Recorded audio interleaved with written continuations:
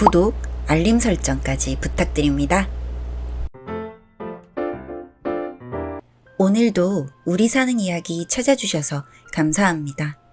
사연자분이 보내주신 이야기 시작해볼게요. 안녕하세요. 저는 새돌이 된 아기를 키우고 있는 싱글맘입니다. 어린 나이는 아니지만 짧은 연애 끝에 원치 않는 임신을 했었죠. 말하기는 싫지만 잠시 말하자면 아이의 아빠는 쓰레기였습니다. 같은 공장을 다닌 남자였는데 길거리 개를 챙기던 모습에 반해 제가 대시를 했었거든요. 그런데 그 유기견을 챙기는 정도가 그 인간이 최대한 베풀 수 있었던 호의였습니다. 본인이 가진 것이라곤 콩 한 쪽도 주지 않으려고 하는 쫌생이었거든요. 그래도 강아지에게 붕대를 감아주던 그 모습이 제 발목을 잡았습니다. 충분한 애정을 주면 본래 고운 심성이 드러나 다 같이 작은 가정을 꾸리고 행복하게 살 수 있을 거라고 생각을 했죠. 하지만 그 연애 과정 자체도 지금 생각해보면 희망 고문이었습니다. 열등감에 쩔어있던 그와 어찌어찌 연애를 하다가 임신 사실을 알린 후 제 팔자는 확 틀어졌거든요. 그나마 제가 쥐고 있던 알량한 주도권이 애 아빠인 그 자식에게 넘어간 후 손바닥 뒤집듯 태도를 바꾼 그 남자는 제게 종종 폭언까지 하곤 했습니다. 물론 처음에는 결혼을 하자며 작은 방을 얻었죠. 저와 함께 살고 있던 여동생과 함께 투룸을 잡아서 셋이 함께 살았습니다. 하지만 갈수록 제게 돌아온 것은 냉대와 멸시 그리고 야반도주였습니다. 하다못해 병원에서 사인 한 번을 안 해주려고 하던 모습에 환멸을 느끼고 저도 그를 냉대하긴 했습니다만 그런 제 모습을 보고 본인을 무시한다며 손찌검을 하려고 했었거든요. 제 여동생의 앞을 가로막아 다행히 다치진 않았습니다만 그 남자는 씩씩거리며 우리의 투룸을 나가버렸고요. 다음날 다니던 공장에도 알리지 않고 전화번호를 바꾸고 잠수를 타버렸습니다. 혼자 남은 후에 나름 모진 마음을 먹었지만 뱃속에서 움직이던 아이의 생명을 느끼고 낳아서 잘 키워보겠다는 마음을 먹었고요. 그렇게 아이와 제 친동생과 함께 작은 투룸에서 어떻게든 행복한 시간을 보내며 살고 있었죠. 제 여동생은 소위 말하는 지적 장애인입니다. 사실 그래서 아이의 아빠라는 논팽이가 더 기세 등등하게 굴었던 것도 있죠. 어릴 때 손을 잡고 고아원에 들어왔다고 하는데 저는 사실 기억이 없어 가장 오래된 기억이라곤 동생과 고아원에서 수박을 깨서 먹었던 단편적인 사진입니다. 그 후에는 제가 성인이 되었고 공장에 들어가 돈을 벌었죠. 그 돈으로 원룸에서 둘이 생활을 했고 지금은 셋이 되어 살고 있죠. 사실 남자가 도망간 후에도 내 인생은 원래 이렇겠구나 싶어서 별다른 슬픔도 없었던 것 같네요. 그냥 월급을 좀 더 탈 수 있도록 작업량을 늘리는 것밖에 도리가 없었죠. 그런데 어느 날인가부터 동생이 아이를 데리고 외출을 하더라고요. 저는 몰랐는데 옆집 아주머니가 걱정이 되어 말을 한다며 알려오셨습니다. 저희 동생이 참 착해요. 지적장애가 있다곤 하지만 생활은 가능하고 일도 가능한 수준이라 집에서 할 수 있는 간단한 작업들을 했었는데요. 아이를 데리고 외출한다는 게 평소의 동생 모습과는 괴리가 있어서 아무래도 이상하더라고요. 저희 아이가 돌 조금 지난 후였거든요. 어린이집에 데려다주고 데려오는 건 할 줄 알았지만 외출을 한다뇨. 그래서 하루 조퇴를 하고 뒤를 밟았습니다. 어느 으리으리한 집으로 쑥 들어가더라고요. 밑에서 기다리고 있으니 어떤 나이 지긋한 여성분이랑 함께 나오는데 이분이 저희 딸을 껴안고 한참을 얼러주시더라고요. 깜짝 놀라서 당장에 달려가서 당신 누구냐고 소리를 질렀죠. 언니 하지마, 좋은 아줌마야. 여동생이 절 붙잡고 고개를 내저으며 만류를 했어요. 그 할머니는 아이를 껴안고 한참을 가만히 있었고요. 알고 보니 어린이집에서 하원 중에 여동생이 유모차를 끌고 가다가 차에 치일 뻔했었나 봐요. 여동생의 부주의라기보다 본인의 운전 미숙이었다고 하는데요. 아이의 얼굴에 정신이 팔려서 큰일이 날 뻔했다고 하더라고요.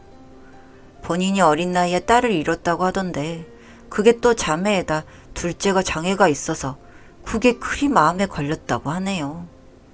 그 노년의 여성분이 제 손을 꼭 붙잡더니 그러더라고요. 자기가 어렸을 때 딸을 잃었는데 정말 자식 같아서 그런다고 앞으로도 종종 아이 얼굴을 보여주면 안 되냐고 하는 거죠. 정말 미안해요. 그런데 정말 똑같아서 그래요. 정말 똑같아서. 그렇게 꼬깃꼬깃 접어놓은 사진을 보여주시는데 이게 사진을 인화도 아니고 그냥 프린트한 종이더라고요. 평소라면 정말 이상한 사람이라 생각을 했을 텐데요. 이상하게 그 사진이 너무 마음에 쓰여서 고개를 끄덕였습니다. 그 다음에는 묘하게 챙김을 많이 받았습니다. 내가 김치를 너무 많이 해서 그래. 부담 없이 받아가요. 아, 저희가 김치 냉장고가 없어서 이렇게 많이는 못 먹어요. 어머, 그래? 그 다음에는 집으로 용달이 오는 시기였죠. 내가 이번에 냉장고랑 김냉을 세트로 다 바꿨거든. 진짜 부담 갖지 말고. 대수롭지 않게 말하면서 집에 쓰던 김치 냉장고를 들여놓으시는 모습에 부담을 느끼기도 했지만 이분은 한사코 손사래를 쳤습니다. 정말 나는 쓸모가 없어 그런다는 말이 신기하게만 느껴졌죠. 부담을 느끼던 저와는 달리 제 동생은 이 노부인이 몹시 친밀하게 느껴졌는지 어느 순간 이모라고 부르고 있더라고요.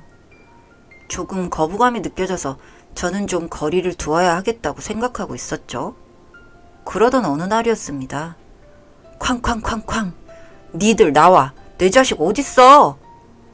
어떻게 알았는지 순해 보인다고 생각했던 그 남자가 집에 찾아와 소리를 지르더군요. 두 돌이 안 되었던 아이는 울기 시작했고 저는 악에 받쳐서 얘가 왜 네 아이냐고 미친 듯이 소리를 질렀습니다. 이 남자는 문을 미친 듯이 걷어찼고 애를 데려가겠다고 요구하더군요. 그러더니 정잣값을 내라며 1억 원을 요구했습니다. 정말 터무니없는 헛소리였죠. 하지만 이 난동이 이어지자 동네에서 제 평판이 바닥을 치더라고요. 심지어 다니던 공장에까지 찾아와서 행패를 부렸는데 그 탓에 저는 직장을 잃고 당장의 길바닥에 나앉게 되었습니다. 정말 당장 손 벌릴 곳이 없어서 그 노부인께 찾아가서 눈물로 읍소를 했죠. 정말 죄송해요. 당장 쌀 살 돈이 없어서 10만 원만 어떻게 융통이 안 될까요? 무슨 일이에요? 말씀드릴 이야기는 아니고 정말 죄송해요. 제가 세간살이를 중고로 올렸으니 그런 이야기는 하지도 말고 그냥 들고 가요. 동생이 이모라고 불렀었는데 정말 저도 이모 소리가 절로 나올 정도로 고마웠습니다. 쌀을 푹푹 퍼서 주시는데 이제 내 자식 입에 밥술이 들어가겠다 했죠. 그래서 나도 모르게 마음이 풀렸나 봅니다. 그 개자식에 대한 이야기랑 어렸을 때 수박을 먹었던 이야기, 어느 고아원에 있었던 이야기를 줄줄 읊어놓고 말았죠. 가만히 듣고 있던 그분이 절 꽉 껴안으시면서 그러더라고요. 네 인생이 다 그렇진 않을 거라고. 네 인생은 꽃길인데 너 버리고 도망간 그 어미가 정말 죄인이라고 말이에요. 그러면서 자기도 자매를 두었었는데 시댁에서 버리듯 쫓겨나와 일본으로 돈을 벌러 갔었다고 하네요. 그러다가 마지막은 한국 땅에 묻히자며 돌아왔는데 그게 내 생각엔 니들을 보려고 그랬던 것 같다고 눈물을 쏟으시더라고요. 그렇게 그날이 지나가고 그 다음엔 놀랍도록 조용했습니다. 미친놈도 찾아오지 않았고 이상하게 동생도 시무룩해서 돌아오곤 하더라고요. 이제 자기가 찾아가도 문을 열어주지 않는다고요.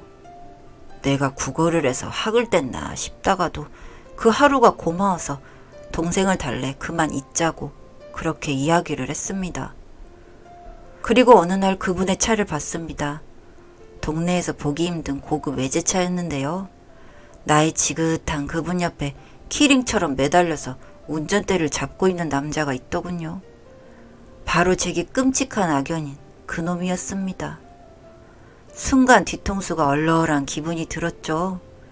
그 모습에 얼이 빠져있자 알바를 주던 동네 슈퍼 아줌마가 그러시더라고요. 저 집 노인네가 돈이 좀 있어서 그런가 요새 젊은 놈한테 빠져서 돈이고 차고 다 퍼주고 있다고 말이죠. 얼마 전엔 혼인신고까지 했다고 논팽이가 자랑자랑을 했다고 했습니다. 진짜 저게 인간의 본성이구나 하는 생각이 들었고 노부인의 밑바닥도 이거구나 했는데요. 하도 생활이 힘이 들고 밑바닥이라서 억울하고 속상하다는 생각보다는 그냥 우습기만 하더라고요. 그것도 그렇죠. 저는 당장 돈 5만 원이 없어서 어린이집 특활비를 못 내는 형편이니 말이에요. 그렇게 반년 정도가 지났나 봅니다. 모르는 번호로 전화가 한 통 오더라고요. 김미정 씨 맞습니까? 네, 맞는데요. 사실혼 관계 되셨던 부군이 돌아가셔서 연락드렸습니다. 삶에 바빠 모르고 있었던 이야기인데요. 그 노부인이랑 논팽이는 사랑을 제대로 했다고 소문이 자자했습니다. 오죽하면 둘이 손을 꼭 붙들고 그 비싼 수입차 안에서 연탄을 피웠다더라고요. 둘 다 수면제를 먹고 중독으로 조용히 세상을 떠났다는데요. 유서도 한 장이 있었다더라고요. 둘은 부부 사이이고 자식도 없이 여자는 혈혈단신이다. 그런데 남자가 자식이 하나 있었다 하니 그쪽으로 유산을 남기겠다는 소리였답니다.